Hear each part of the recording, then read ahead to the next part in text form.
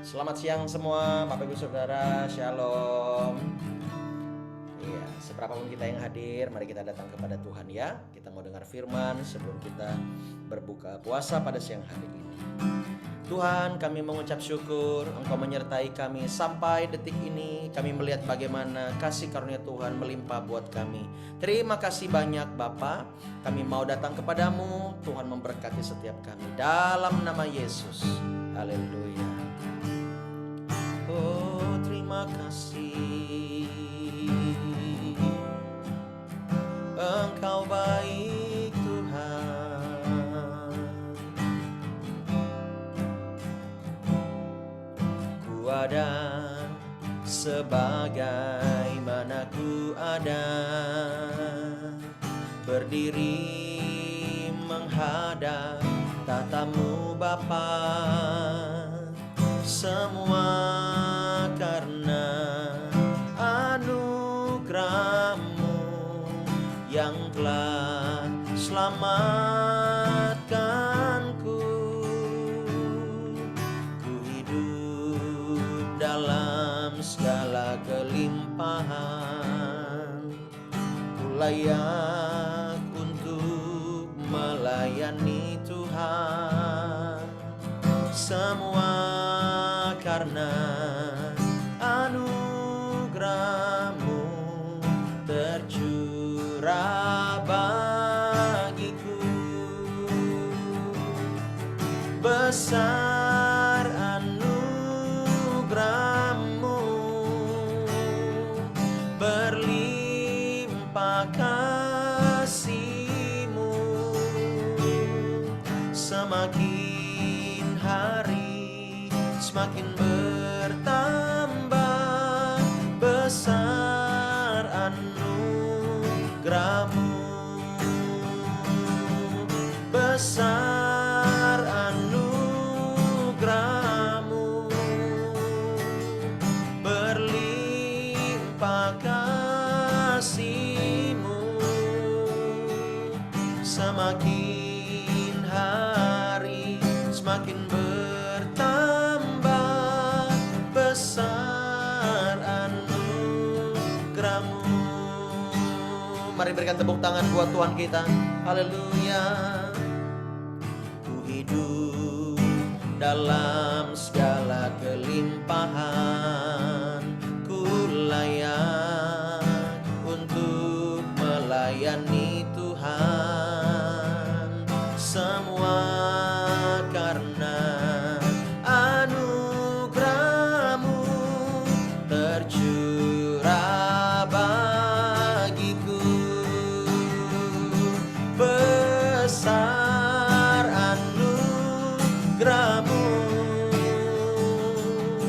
berlimpah kasih-Mu. Semakin hari semakin bertambah besar anugerah-Mu.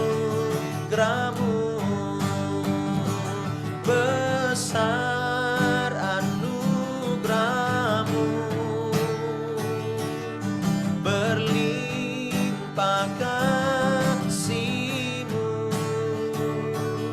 Semakin hari semakin bertambah besar anugerah-Mu. Besar anugerah-Mu,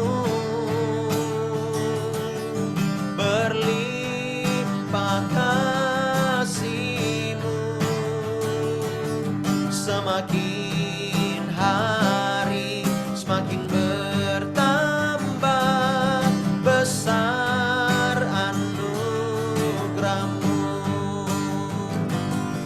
Semakin hari semakin bertambah besar anugerah-Mu.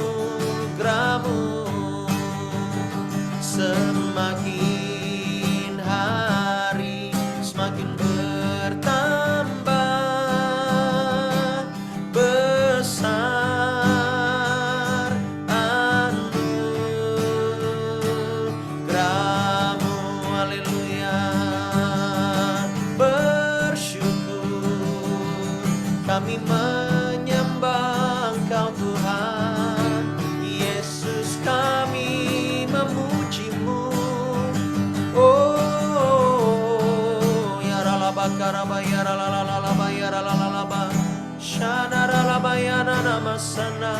Haleluya, ajaib perbuatan-Mu. Kami puja Engkau Tuhan selama-lamanya. Tiada yang seperti Engkau Tuhan. Engkau Allah yang setia, mengasihi dan memberkati setiap kami. Terima kasih Tuhan buat hari ini. Kami mau dengar firman-Mu. Tuhan sertai kami di dalam nama Yesus. Sama-sama katakan amin. Haleluya.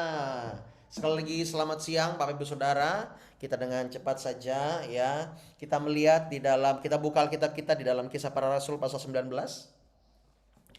Kisah Para Rasul pasal 19.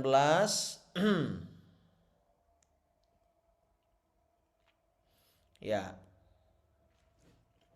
Ayat yang keempat dan seterusnya.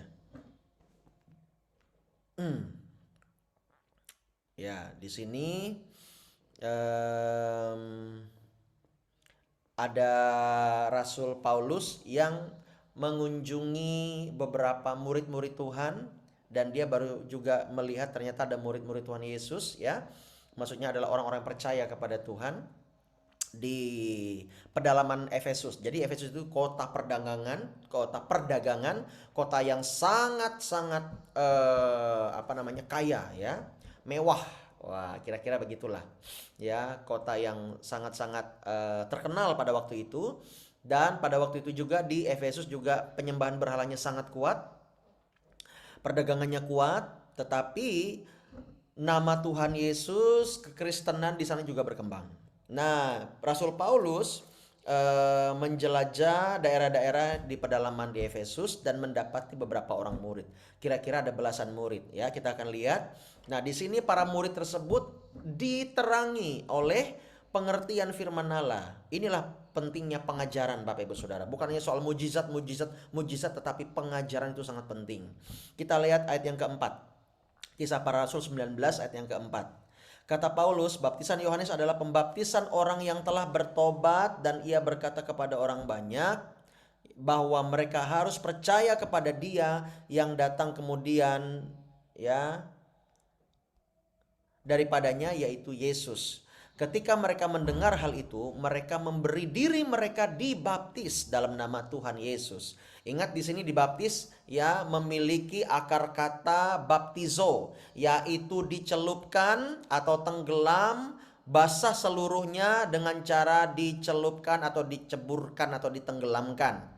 Ya, itu yang benar. Dan ketika Paulus menumpangkan tangan atas mereka, mereka setelah dibaptis, lalu Paulus menumpangkan tangan atas mereka, turunlah Roh Kudus ke atas mereka dan mulailah mereka berkata-kata dalam bahasa roh dan bernubuat. Wow.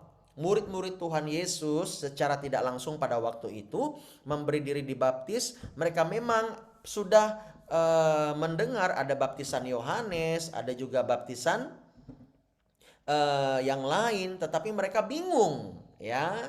Namun ada juga yang berkata bahwa mereka sudah dibaptis. Nah, begitu ya. Tetapi pada waktu itu baptisan pertobatan, bukan untuk menerima Yesus sebagai Tuhan dan Juru Selamat. Berbeda Bapak Ibu Saudara ya. Nah, di sini para murid memberi diri dibaptis untuk menerima Yesus, menerima keselamatan dan seperti yang diperintahkan oleh Tuhan Yesus. Ketika mereka dibaptis, ketika mereka juga ditumpangkan tangan oleh Rasul Paulus dan mereka dipenuhi Roh Allah. Dan Roh Allah turun atas mereka. Tandanya orang yang dipenuhi Roh Allah, tandanya adalah mereka berbahasa roh dan bernubuat pada waktu itu. Minimal mereka bisa berbahasa roh ya. Ayat yang ketujuh, jumlah mereka adalah kira-kira 12 orang. Nah, ini belasan orang jadinya ya pada waktu itu. Nah, akhirnya Paulus memutuskan untuk di sini ayat yang ke-8 lebih jelas. Selama 3 bulan Paulus mengunjungi rumah ibadat di situ dan mengajar dengan berani. Nah, 3 bulan lamanya Rasul Paulus tinggal di situ Bapak Ibu Saudara. Dia mengajar dengan berani, dia memutuskan dengan berani. Jadi benar-benar ini rasul. Rasul itu memang punya keberanian. Ya, punya tantangan Bapak Ibu Saudara. Suka akan tantangan, itu rasul. Dan oleh pemberitaannya, Rasul Paulus berusaha meyakinkan mereka tentang kerajaan Allah. Jadi dalam pemberitaan firman harus ada usaha. Ya, di sini Rasul Paulus kita lihat bahwa para Rasul Paulus berusaha meyakinkan. Artinya Rasul Paulus bekerja dengan begitu giat untuk kemuliaan Tuhan. Ayat yang ke-9, tetapi ada beberapa orang yang tegar hatinya. Mereka tidak mau diyakinkan, malahan mengumpat jalan Tuhan di depan orang banyak. Karena itu Paulus meninggalkan mereka dan memisahkan murid-muridnya dari mereka. Dan setiap hari berbicara di ruang kuliah Tiranus. Hal itu dilakukannya 2 tahun lamanya, setelah 3 bulan. Dihitung 2 tahun. Sehingga semua penduduk Asia mendengar firman Tuhan, baik orang Yahudi maupun orang Yunani. Oleh Paulus, Allah mengadakan mujizat-mujizat yang luar biasa. Lihat baik-baik. Jadi artinya Paulus di sini tidak hanya tentang mujizat, tetapi dia mengajar dulu. Dia mengajar dengan benar, memberikan teladan dengan benar, sehingga ketika mujizat itu dilakukan oleh Allah itu relate dan itu seimbang dengan kapasitasnya Rasul Paulus. Ayat yang ke-12, bahkan orang membawa sapu tangan atau kain yang pernah dipakai oleh Paulus dan meletakkannya atas orang sakit, maka lenyaplah penyakit mereka dan keluarlah roh-roh jahat. Bapak Ibu Saudara, kita belajar di sini bahwa hidup memang bukan untuk mujizat. Tetapi ketika hidup kita mengalami mujizat, itu tandanya Tuhan beserta dengan kita.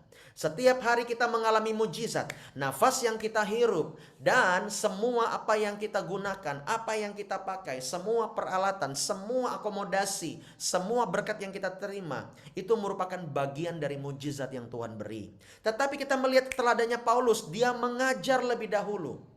Saya berdoa setiap kita menyadari bahwa kita penting untuk meneladani Rasul tersebut. Rasul tersebut berusaha untuk meyakinkan para murid-murid Kristus di pedalaman Efesus, di tempat itu. Dan bahkan selama 2 tahun Paulus memutuskan untuk tinggal di situ. Pada waktu itu Rasul Paulus belum dipenjara. Nah, ketika itu juga Rasul Paulus berkesempatan untuk memberitakan firman. Sehingga pada akhirnya seluruh penduduk Asia mendengar firman Tuhan lewat pengajaran yang Rasul Paulus lakukan. Ketika pengajaran tersebut diberikan dan diberitakan, maka ketika Rasul Paulus berdoa minta mujizat, mujizat Tuhan sediakan, katakan amin. Jadi gereja kita jangan hanya hidup oleh mujizat. Kita harus hidup oleh apa? Oleh iman. Katakan amin. Ya, meskipun saat ini belum ada, tetap setia dalam pengajaran. Kita melihat bagaimana Tuhan melakukan mujizat ketika mereka taat, setia, konsisten dalam pengajaran demi pengajaran. Ya, oleh sebab itu kalau kita membutuhkan mujizat, Tuhan pasti mau ajar kita lebih dahulu supaya hati kita siap. Jangan sampai kita menerima mujizat lalu kita menyangkal Tuhan seperti yang tadi itu. Mereka sudah menerima karunia roh tetapi meninggalkan Tuhan, meninggalkan jalan Tuhan, bahkan mengumpat jalan Tuhan. Kan sedih Bapak Ibu Saudara. Ya, Rasul Paulus bukanlah dewa. Rasul Paulus bukan malaikat. Dia penuh dengan keterbatasan. Ya, jangan pikir ketika ada Rasul Paulus semuanya beres. No. Jangan salah tafsir, ya. Bahkan kedatangan Paulus membawa dalam tanda kutip, ya, mungkin konflik. Bapak Ibu baca di Kisah Rasul pasal 17, 18, ya, itu banyak konflik ketika dia datang. Tetapi konflik tersebut memang dipengaruhi oleh iblis, ya, bukan karena Rasul Paulus yang membuat konflik. Namun di sini kita melihat bagaimana dampak seorang yang luar biasa. Ketika dia memberitakan firman, orang-orang percaya, Bapak Ibu Saudara. Itu semua karena Tuhan, amin. Nah di sini kita melihat lagi bahwa ternyata pengajaran itu sangat penting ketika engkau, intinya begini yang saya mau sampaikan. Tuhan memberikan mujizat pada penduduk di Efesus bahkan Asia pada waktu itu. Itu di luar Yerusalem ya. Ya, di luar Yerusalem. Itu bagian atas kalau nggak salah. Tetapi Tuhan memberikan mujizat ketika pengajaran tersebut diberitakan. Nama Yesus diberitakan, pengajaran demi pengajaran, entah itu soal keselamatan, soal karunia, soal hakikat, soal hidup Kristen, soal hidup benar, suami istri, anak-anak muda dan sebagainya. 2 tahun Rasul Paulus melayani di sana.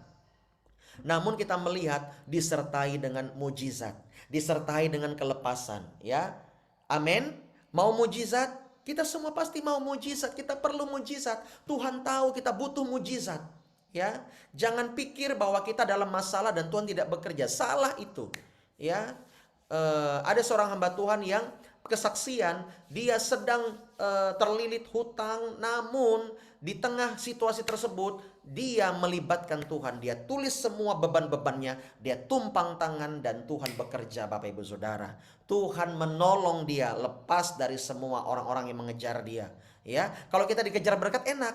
Lah ini dikejar orang-orang yang nagih. Oleh sebab itu kita melihat bagaimana Tuhan mengajar hamba Tuhan ini untuk melibatkan Tuhan. Kadang-kadang Tuhan akan melakukan mujizat dalam kehidupan kita. Tunggu hati kita terbuka untuk pengajaran yang Tuhan beri. Mari buka hati kamu, buka hatimu, betul-betul buka hatimu untuk pengajaran, untuk firman. Cari Tuhan, jangan puas dengan menonton khotbah. Ketika engkau menonton dan mendengar khotbah, imanmu tidak bangkit.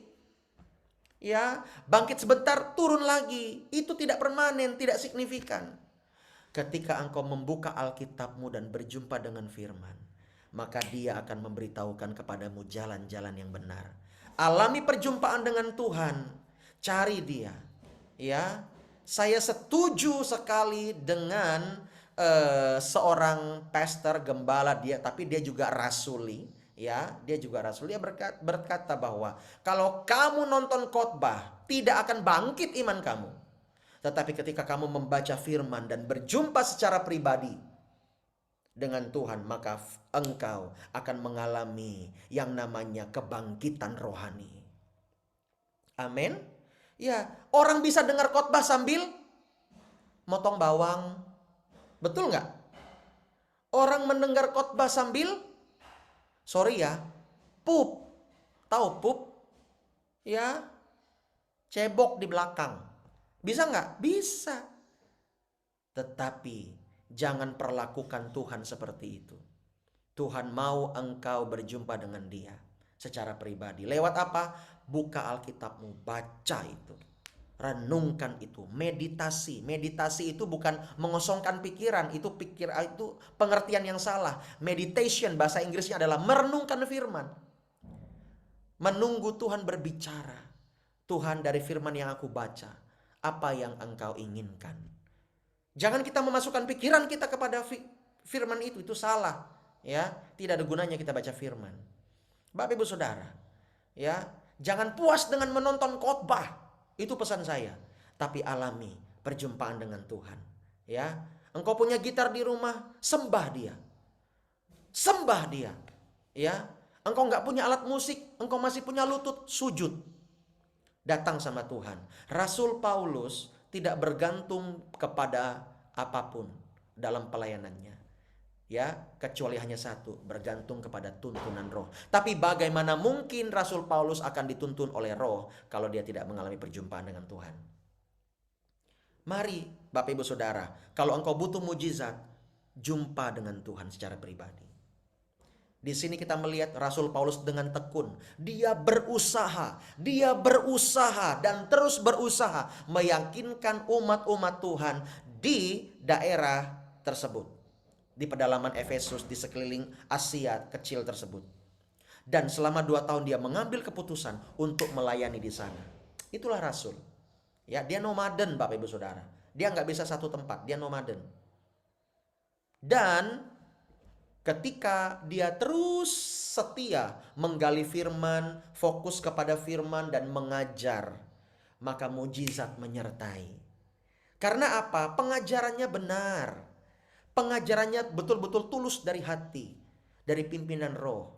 Ya, kalau ada jemaat yang kerjaannya minta ditumpang tangan terus, ya, kalau bisa tumpang tangan terus. Jangan puas begitu. Nggak salah tumpang tangan. Ya, tidak salah. Tetapi jangan begitu terus.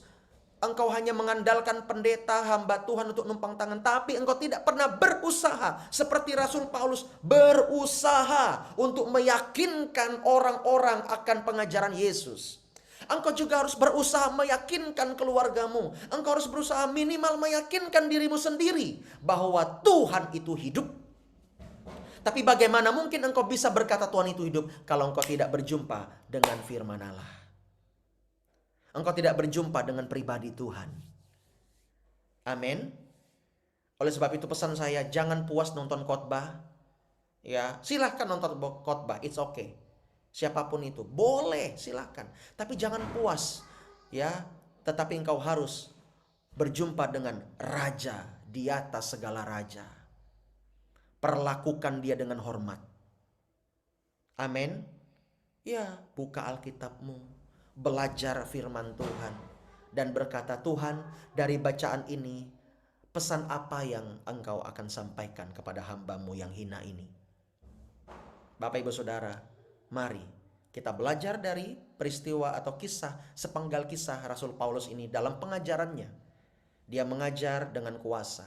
Kita pun bisa, Bapak Ibu Saudara. Dan ketika ya bahkan sapu tangannya pun ditempelkan orang sakit itu sembuh dan setannya keluar. Bisa muntah-muntah orang itu, bisa batuk darah, bisa apa lagi, manifestasi, tapi orang itu dilepaskan. Amin. Kita melihat ketulusan hati seorang rasul. Saya pun banyak belajar dari Rasul Paulus. Dia mengorbankan banyak hal. Dia meninggalkan segala hal. Ya, saya belajar dari Rasul Paulus. Sangat luar biasa sekali. Ya, pengorbanan yang dia lakukan, Bapak Ibu Saudara. Walaupun dulunya hidupnya bejat sekali, pembunuh, tetapi ketika dia berjumpa dengan Tuhan, dia menjadi penjala manusia. Mari kita sama-sama belajar, ya. Saya rindu kita semua memiliki mental Rasul Paulus, katakan amin. Kita memiliki mental Rasul Paulus. Hidup adalah Kristus, mati adalah keuntungan. Haleluya. Amin. Iya. Kalau Bapak Ibu Saudara, ya, saya rindu Anda mengalami Tuhan secara pribadi. Jangan puas nonton khotbah. Itu pesan saya. Tapi alami, buka Alkitabmu. Ya. Enggak buka Alkitab yang ini enggak ada, enggak sempat pakai handphone. Renungi firman Tuhan dengan sungguh-sungguh. Ya betul. Kadang-kadang ya saya pun bisa menangis mendengar firman itu. Saya merasa ditegur oleh Tuhan. Saya merasa oh ya ini benar. Ya, kita merasa bahwa kita ini udah berkorban kayak apa, meninggalkan seperti apa. Tapi ketika kita baca firman, kita belum ada apa-apanya. That's it. Ya, mari Bapak Ibu Saudara, kita bersyukur kepada Tuhan. Ya, dan kalau Bapak Ibu Saudara mau mengalami mujizat, setia dalam pengajaran, maka Tuhan akan memberikan mujizat itu kepadamu sesuai dengan konteks yang kita lihat. Tuhan melihat kesetiaanmu. Tuhan tahu apa yang kau perlukan. Tuhan tahu apa yang kau butuhkan hari-hari ini. Tetaplah cari Tuhan dengan sungguh-sungguh. Tuhan pasti mencurahkan mujizatnya. Engkau disembuhkan, engkau diberkati, engkau mengalami revival, engkau mengalami perubahan hidup, engkau mengalami mujizat yang luar biasa daripada Tuhan. Yang setuju berikan tepuk tangan yang meriah buat Allah kita. Mari kita berdoa kepada Tuhan. Bapa, siang hari ini kami mengucap syukur, kami kembali dikuatkan oleh firman-Mu, hadirat-Mu melingkupi setiap kami. Hamba berdoa ya Tuhan, sebelum kami berbuka puasa, biarlah hati kami lebih dahulu terbuka akan firman. Kami mau ditegur, kami mau betul-betul menyapa hadirat Allah dengan rasa kagum dan hormat dan rasa takut dan gentar. Bapa, kami berdoa, kami minta biarlah Roh Kudus terus berkarya. Ampuni kami kalau kami sombong, kalau kami melihat rendah hadirat Tuhan. Kami tidak akan mengulanginya. Kami mau hormat dan tunduk di dalam hadirat Allah. Berkati umat-umat-Mu, biar setiap kami menjadi pribadi yang lebih dewasa, dan kami siap berbuah dan menjadi mempelai Kristus. Kami percaya ketika kami setia untuk merenungkan firman, kami setia dalam pengajaran demi pengajaran, maka kami akan melihat mujizat. Kami akan melihat mujizat. Kami akan melihat pertolongan Tuhan tepat pada waktunya. Bapa, hamba berdoa buat umat-umat-Mu. Sekiranya mereka mungkin lemah dan mereka betul-betul remuk hatinya saat ini. Hamba minta balut mereka, sembuhkan mereka, kuatkan hati mereka. Biarlah kasih-Mu mengalir buat mereka. Terima kasih Tuhan. Dan mereka dikuatkan, mereka mencari Tuhan, dan mereka diberkati. Kami mengucap syukur kepada Bapa. Hanya di dalam nama Yesus, berkati bangsa kami, berkati kota kami, berkati anak-anak kami, istri, suami, keluarga kami, gereja kami, pelayanan kami, rencana demi rencana, gedung ini Tuhan menyertai, Tuhan memberkati, berikan kuasa. Terima kasih Bapa di sorga. Kami mengucap syukur. Hamba juga berdoa berkati setiap orang-orang, tangan-tangan yang menabur untuk pekerjaan Tuhan. Engkau melihat hati mereka merindukan bahwa rumah Tuhan berdiri tegap dan kerajaan Allah dinyatakan. Berkati niat hati mereka supaya urapan Allah mengalir dan menguduskan mereka. Terima kasih Bapa. Sertai kami, makanan minuman yang akan kami makan Tuhan juga berkati, kuduskan, dan kemanapun kami melangkah Tuhan sertai. Kami berdoa untuk acara komsel nanti malam, Tuhan juga memberkati dan menolong. Terima kasih Bapa. Demi nama Yesus kami berdoa dan kami akhiri dengan doa Bapa kami. Bapa kami yang ada di sorga, dikuduskanlah namamu, datanglah kerajaanmu, jadilah kehendakmu di bumi seperti di sorga. Berikanlah kami pada hari ini makanan kami yang secukupnya, dan ampunilah kami akan kesalahan kami seperti kami juga mengampuni orang yang bersalah kepada kami. Dan janganlah membawa kami ke dalam pencobaan, tetapi lepaskanlah kami daripada yang jahat, karena Engkau yang punya kerajaan dan kuasa dan kemuliaan sampai selama-lamanya. Amin, amin, amin, amin, amin, amin. Ya, sukacita, berkat Tuhan, urapan, peneguhan daripada Tuhan melimpah buat Bapak Ibu Saudara. Tetap berharap, tetap teguh. Jangan lupa nanti malam kita komsel ya. Oke, nanti malam kita komsel rencananya di rumah Pak Daud. Saya tadi sudah hubungi Pak Daud dan beliau oke.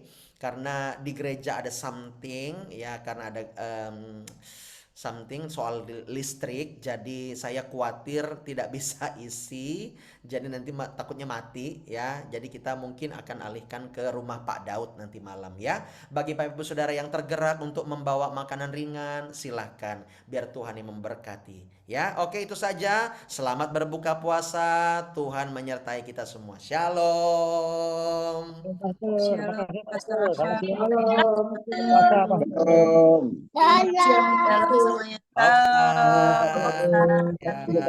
Salam Ocan. Salam semuanya. Bu Ramani, semangat Bu Ramani.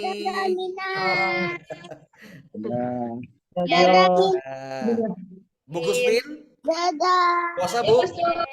Puasa. Wow, dahsyat. Wah, Bu Tuhan Guspin di berkati. puskesmas itu, Pastor. Puskesmas ya.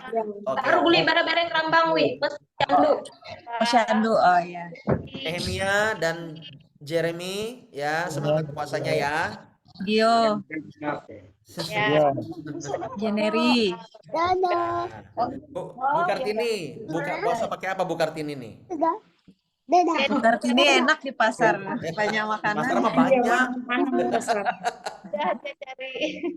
Kami lagi